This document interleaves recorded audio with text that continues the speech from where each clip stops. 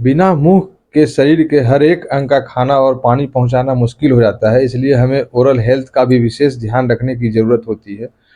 मुंह में कई हिस्से जैसे ओंठ, दांत, मसूड़े, जीभ है, इन सभी हिस्सों का स्वस्थ होना बहुत ही ज़रूरी होता है। लेकिन आधुनिक समय में लोगों को कई तरह का समस्याएं हो रहा है। इन समस्याओं में ओरल कैंसर यानी मुंह का कैंसर जो है आज के समय में जो लोगों के द्वारा काफ़ी ज़्यादा धूम्रपान, शराब पीना, बीड़ी, तंबाकू जैसी चीज़ों का जो सेवन किया जा रहा है, जिसकी वजह से उन्हें ये ओरल कैंसर जो है उसका खतरा काफ़ी ज़्यादा बढ़ जाता है। तो ओरल कैंसर के शुरुआती लक्षण में कई तरह के लक्षण दिख सकते हैं। तो आइए हम जानते हैं डॉक्टर अरुण कुमार से कि ओरल कैंसर के शुरुआती लक्षण क्या है और इससे किस तरह से यदि डायग्नोज हो जाता है तो किस तरह से इससे इसका निदान किया जा सकता है। थैंक यू डॉक्टर चंदन। जैसा कि आपने ओरल कैंसर के विषय में बातें की, बहुत अच्छी जानकारी दी कि ये ओरल कैंसर समाज में एक विकराल रूप लेता जा रहा है, जो कि अ, सरकार के कई तरह के प्रयासों के बावजूद भी ये समाज में विष की तरफ फैलते जा रहा है। और इसमें प्रशासन से लेकर नियम कानून की धज्जियां उड़ते जा रही है।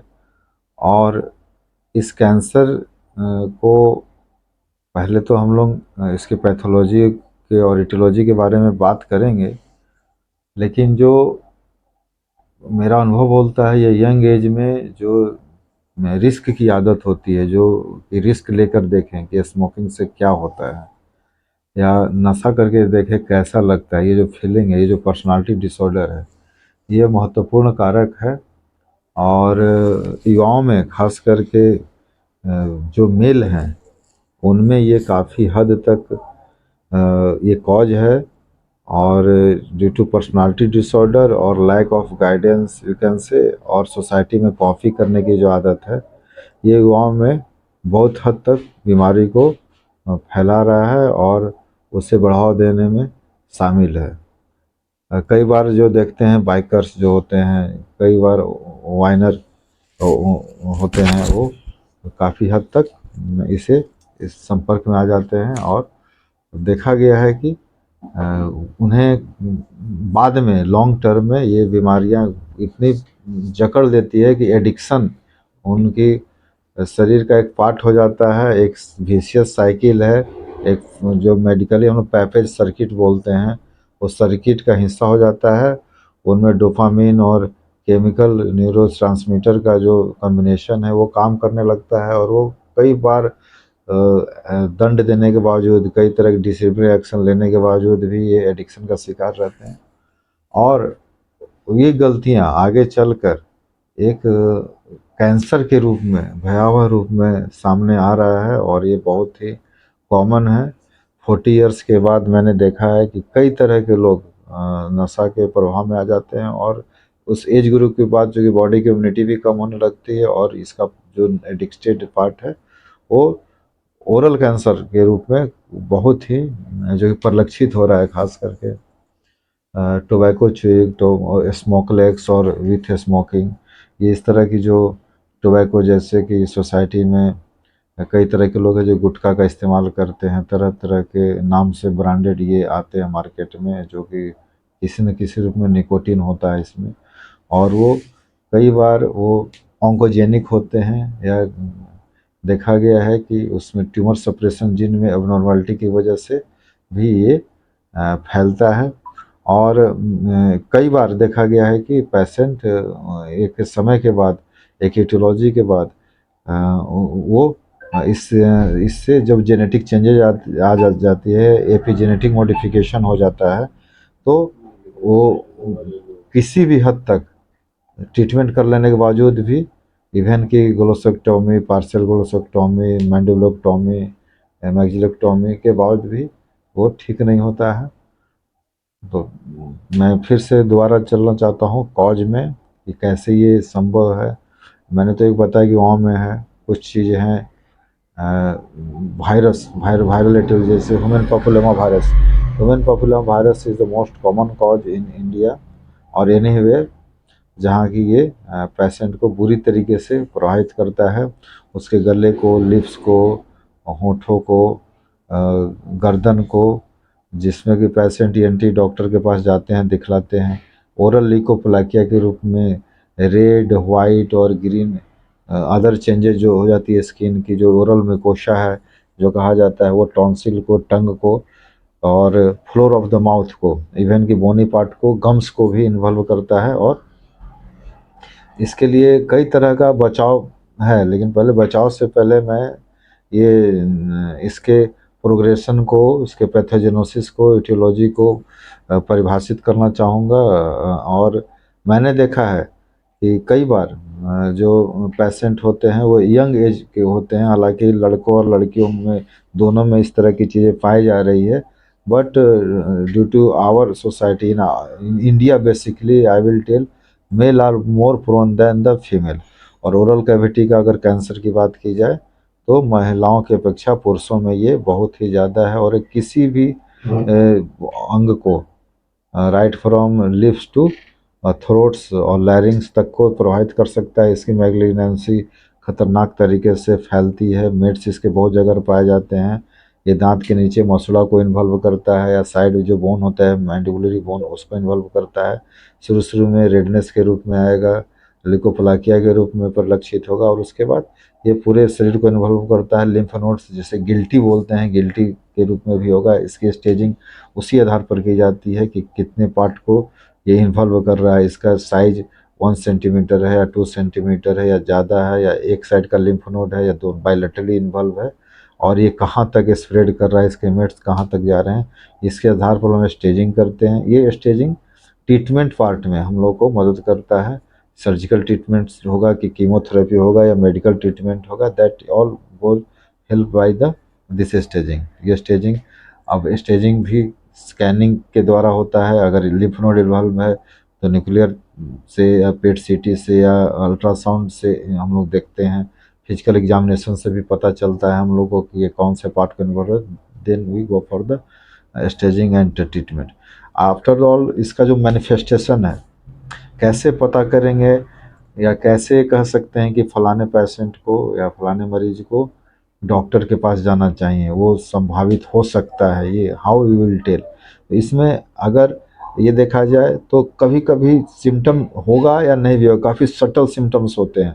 ये काफ़ी एक लीजन के रूप में, पेनफुल इंड्यूरेशन के रूप में, मतलब कि चकता जिसे हिंदी में कहा जाता है, छोटा सा दर्द होगा रहेगा, परत उसका दिखेगा, और वो दर्द कर सकता है या नहीं भी कर सकता है। उसे चबाने में, घोटने में, स्वालिंग जिसे बोलते हैं हिंदी में घोटना, उसमें दिक्कत होगी। बार बार कफ का शिकायत कर सकता है, कफ के साथ उसे ब्लड आ सकता है। इस तरह की चीज़ों को हम लोग को ध्यान देना है। और अगर उसके फिजिकल एग्जामिनेशन किए जाए या पेशेंट अपने गले को अगर छुए तो उसे महसूस होगा कि उसके अगल बगल में लिम्फ नोड्स, जो नोड्स हैं, जो गिल्टी कह सकते हैं, कि दिखेगा। और कई बार एंटीबायोटिक और दवा या जो एनाल्जेसिक है या एंटीपायरेटिक है, इससे भी फ़ायदा ना होता है, तब पेशेंट को समझ जाना चाहिए और उससे क्लिनिशियन के पास, ऑन्कोलॉजिस्ट के पास जाने के विषय में सोचना चाहिए, और चले ही जाना चाहिए, क्योंकि early prevention is better compare to the late intervention. So ये जो पैच है, अगर वो वाइट पैचेज के रूप में दिखता है माउथ के या लिप्स पर या मसूड़ा पर, अगर कोई पैच दिखता है, बार बार ब्लीडिंग की हिस्ट्री होती है, अगर उसका टूथ जो है लूज है, इस तरह के केस में देखा गया है कि पेशेंट ज़्यादा रिस्क हो सकता है। देन जो मैंने डायग्नोसिस की बात की, हाउ यू डायग्नोस, तो ये डायग्नोसिस हिस्ट्री, अगर पेशेंट क्लिनिशियन के पास जाता है तो कैसे डायग्नोसिस किया जाए। तो पहले तो हम हिस्ट्री लेते हैं। As a doctor I will like to take the history कि ये कब से है, कितने दिनों से है, ये बार बार हो रहा है, इसके लिए दवा आपने खाया है। उसके बाद उसका ओरल एग्जामिनेशन किया जाएगा बाय टॉर्च और बाय द अदर इक्विपमेंट, और ये देखना कि वो पूरी उसकी कोटिंग क्या है, टंग का क्या पोजीशन है, या टंग के अंदर जो और भी ग्लैंड है उसकी स्वेलिंग तो नहीं हो चुकी है, उसमें रेडनेस तो नहीं है। उसके बाद अगर कुछ नोडल्स दिखते हैं तो उसके बायोप्सी की जाती है। After that cervical lymph nodes involve है या नहीं है, बायोप्सी में बहुत हद तक कॉन्फर्मेशन हो जाता है, नहीं तो फिर फाइन नीडल एस्पिरेशन साइटोलॉजी जो कहा जाता है उससे करा सकते हैं। अपार्ट फ्रॉम अगर स्टेजिंग करने की बात आती है या नोड ज़्यादा बड़ा हो जाता है तो हम उससे 3D CT स्कैन और MRI का सहारा लेके प्रॉपरली ये पता कर सकते हैं। इवन दैट अगर उससे भी नहीं पता चला तो ब्लड टेस्ट भी बहुत ज़्यादा हद तक कन्फर्मेटरी तो नहीं कह सकते हैं, लेकिन स्क्रीनिंग के लिए है। अगर उसमें अल्कलाइन फॉस्फेटेज की मात्रा बढ़ जाए, एक डायग्नोसिस हो सकता है। WBC काउंट अगर थोड़ा सा एलिवेटेड हो, देन वी सस्पेक्ट कि समथिंग हैज हैपेंड और पेशेंट का रिस्क हो सकता है। और इसमें डेंटिस्ट को का भी रोल है, चूँकि ओरल कैंसर की बात है तो डेंटल स्कैनिंग जो होनी चाहिए, एक्सरे जो स्कैनिंग होने चाहिए, जो रोमिंग करके घुमा के जो देखते हैं, दैट इज ओपेनहाइमर जो उनका एक अपना देखने का तरीका है, that is most helpful. So dentist will try to help, they try to prevent. Oral hygiene की वो बात कर सकते हैं कि कैसे हम अपने, अगर एडिक्शन तो हो गया चलो ठीक है, बट उसको कैसे हम हाइजीनिक कर रख सकते हैं। कोई एप्लीकेशन, कोई जेली एप्लीकेशन लगाकर, और they will try to explain कि what can be done. Apart from that, जैसा मैंने बताया कि ये कैंसर अगर या जो नोडुल्स अगर बन गए तो उसको हाउ टू मैनेज, तो मैनेज के लिए हम लोग को देखना होगा कि ये कहाँ तक इन्वॉल्व है। लिप्स इन्वॉल्व है या टंग इन्वॉल्व है, या उसकी जो लोअर जो जो मैंने कहा कि टॉर्च से अगर देखते हैं कि नहीं लैरिंग्स के पास है, तो उसके आधार पर हम लोग surgical intervention, locally surgical intervention कर सकते हैं। और अगर बायोप्सी में अगर कुछ फाइंडिंग आती है तो उससे हम लोग कीमोथेरेपी की ओर जा सकते हैं, रेडिएशन थेरेपी से भी ठीक किया जा सकता है। और सर्जिकल मैनेजमेंट पहले कर सकते हैं या रेडियोथेरेपी के बाद कर सकते हैं, अकॉर्डिंग टू द कंडीशन। कि उस और सर्जिकल इंटरवेंशन बेसिकली ग्लोसोक्टोमी हो सकता है, या रेडिकल रेडिकल नेक डिसेक्शन, जो कि बहुत ही, या मॉडिफाइड रेडिकल नेक डिसेक्शन, मैंडिबुलेक्टोमी या मैजिलोक्टोमी। मैक्सिलरी बोन अगर इन्वॉल्व है पार्शियली तो उसे हटा सकते हैं। अगर मैंडुलर बोन इन्वॉल्व है तो मैंडिबुल बोन को हटाया जा सकता है, लोअर जॉ पार्ट को हटाया जा सकता है। कॉस्मेटिक सर्जरी का सहारा ले सकते हैं। Package, it is most obvious part which generally faces the patient. So ये कई बार इसमें कॉस्मेटिक के वजह से भी पेशेंट इग्नोर करता है, चीज़ों को एक्सेप्ट नहीं करता है और सर्जरी से बचना चाहता है, then that case plastic surgery is also most helpful. अगर इन सब के बाद रेडिएशन का सहारा लिया जा सकता है। जो रेडिएशन थेरेपी में हम लोग को डिसाइड करना होता है कि इसे थेराप्यूटिक्स या डायग्नोस्टिक क्या दिया जा सकता है। अगर वो कैंसरस है तो उसमें हम लोग वो रेडियो एक्टिव मटेरियल के द्वारा टैग करा के रेडियो ट्रेसर से पता भी कर सकते हैं स्प्रेड को, और उसके थेरेपी भी कर सकते हैं। Apart from that external radiation हो सकता है, इंटरनल रेडिएशन हो सकता है। कीमोथेरेपी जो मैंने बताया कि ये बहुत ही कॉमन है और बहुत ही पॉपुलर है कीमोथेरेपी, और मेडिकल ऑन्कोलॉजिस्ट ये डिसाइड करेंगे कि कौन सी दवा लेनी है, कौन सी दवा नहीं लेनी है। मैं इसमें एक चीज़ बताना चाहूँगा, जो अदर कंट्रीज है, जो हमारे कुछ विकसित देश हैं, उन्होंने कई तरह का प्लान बनाया हुआ है कि कब हम, जैसे हेल्थ फॉर ऑल या WHO का कुछ गाइडलाइंस होता है कि हम पोलियो इरेडिकेशन या ट्यूबरकुलोसिस, वहाँ पर ओरल कैंसर इरेडिकेशन का एक लक्ष्य बनाया हुआ है कि हम 2020 तक या 22 तक इसको ख़त्म कर देना चाहेंगे। जैसे नॉर्वे बहुत ही डेवलप्ड कंट्रीज है, स्वीडन डेवलप्ड कंट्रीज है, नॉर्डिक कंट्री, इन्हें में एक बड़े पैमाने पर हेल्थ को लेकर जागरूकता है कि how to eradicate the cancer and what should be the plan. Apart from that pre operative examination, post operative nursing management का भी बहुत बड़ा रोल है। डाइट का प्लानिंग इसमें ज़रूर करना चाहिए कि किस तरह के डाइट्स को हम यूज करें। जैसा मैंने बताया कि बेटल नट, जो कि नट्स, जो कि काफ़ी क्रैकर जिसे बोल सकते हैं कि ये most common cause of the oral cancer, so उसे अवॉइड करना है, मॉडिफाई करना है। कौन सी डाइट्स लेने से, अगर न्यूट्रिशनल डिफिशिएंसी भी अगर है, क्योंकि अगर उसका गट लिप्स इन्वॉल्व है, माउथ इन्वॉल्व है, तो जाहिर सी बात है उसको खाना खाने में भी दिक्कत हो रही है। तो उस तरह के केस में हमको कौन सी डाइट लेनी चाहिए और उस डाइट में क्या है महत्वपूर्ण जो मेरे शरीर के लिए आवश्यक है। अपार्ट फ्रॉम दैट जो कॉम्प्लिकेशन हो सकते हैं, जो सर्जिकल कॉम्प्लिकेशन हो सकती हैं, या जो इनिशियल स्टेज में कैविटीज बन सकता है, ओरल कम्युनिकेशन में दिक्कत होगी, इन चीज़ों को ध्यान रखना होता है। फैशियल एबनॉर्मैलिटी हो सकती है, सर्जिकल एबनॉर्मलिटी, तो इसमें जो आई वांट टू से जो सर्जिकल, जो कॉस्मेटिक सर्जरी, जो प्लास्टिक सर्जन का रोल हो सकता है, अगर वो दिखने में या आई कैन से जो फैशियल एबनॉर्मलिटी आ जाती है तो उसको दूर किया जा सकता है, so that patient feel very easy in the society और नॉट फील लाइक आइसोलेटेड। तो इस तरह का भी फीलिंग ना हो, साइकियाट्रिक टाइप की ना बात आने लगे। अपार्ट फ्रॉम दैट काउंसलिंग, जो एक प्रिवेंशन की बात मैंने कही कि काउंसलिंग बहुत ज़रूरी है पेशेंट का। कई बार देखा गया है कि पेशेंट एडिक्ट है और अभी उसे कैंसर नहीं हुआ है, अभी वो प्राइमरी स्टेज में ही है।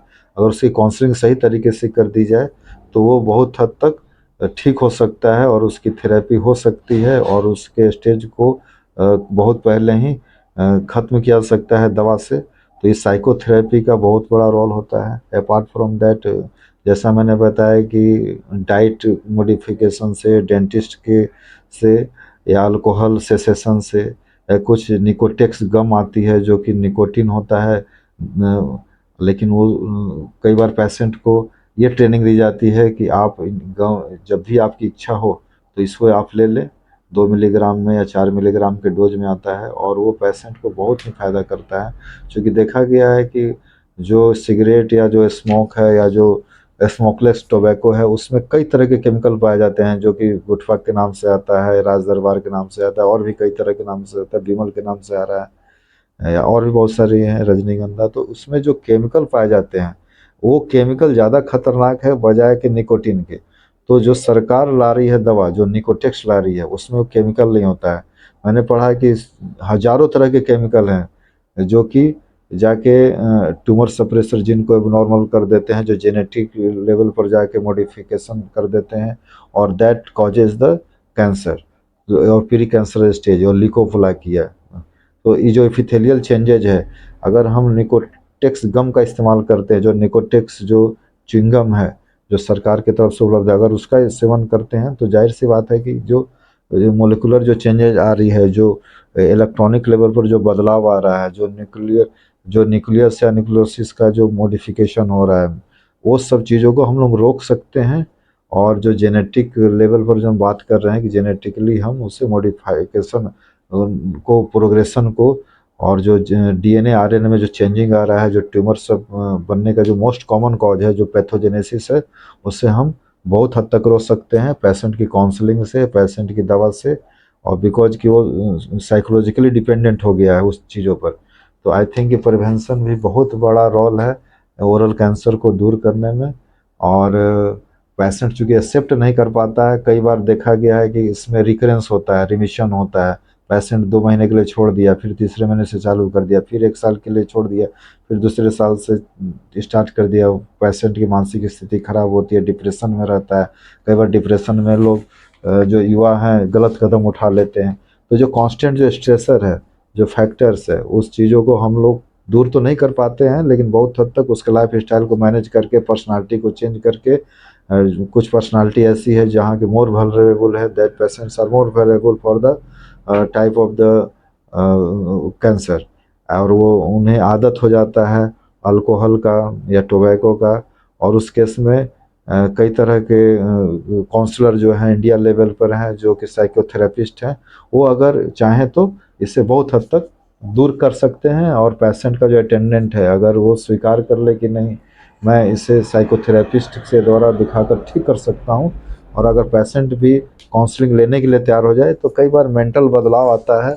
और मैंने देखा है कि बहुत हद तक अगर वो अर्ली स्टेज में 20 और 25 के स्टेज में छोड़ दे तो इसकी प्रोग्नोसिस काफ़ी अच्छी होती है। और अगर कुछ स्टेज तक चला भी जाता है तो जो मैंने दवा की बात की, जो सर्जिकल थेरेपी की बात की, रेडिएशन थेरेपी, कीमोथेरेपी, उस केस में भी थोड़ा कॉस्मेटिकली बुरा ज़रूर लगता है, अदरवाइज वो कैंसर स्प्रेड होने के पहले ही उसे ख़त्म किया जा सकता है। So I think Dr. Chandan, you have pointed out very nice topic today, and this topic is इसलिए जरूरी है क्योंकि समाज में जो मोबाइल का ज़माना है, दिखाने का ज़माना है, लोग देखा देखी में कि चलो एक बार ट्राई करते हैं, इस तरह की जो फीलिंग्स है, तो ये फीलिंग्स इनिशियल स्टेज में उसके लिए, ना कि कैंसर के लिए मैं बोल रहा हूँ, बाकी सोसाइटी में जितने डिफरेंसेस हैं, कई बार जो कॉज है वो देखा गया है कि that is originate from the alcohol and that subside by cessation of alcohol. So उस तरह के केस में भी मैं बोलना चाहूँगा कि अल्कोहल वर्जित है। हालांकि सरकार ने बहुत सारे विज्ञापन दिए हैं, लेकिन मुझे लगता है कि सरकार से को कड़ाई से पालन करने की भी ज़रूरत है, और prevention is better than cure. Okay, आप कुछ बोलना चाहें तो बताइए।